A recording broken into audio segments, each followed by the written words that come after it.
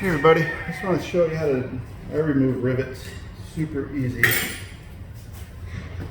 Go here with a center punch, put it right in the middle, hammer it, knock the little part out right there.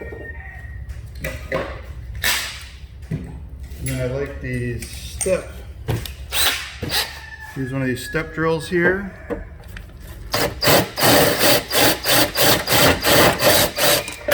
That's it. And I'll go ahead and remove this one too. There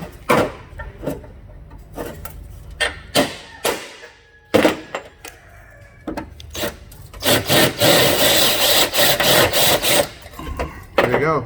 Easy.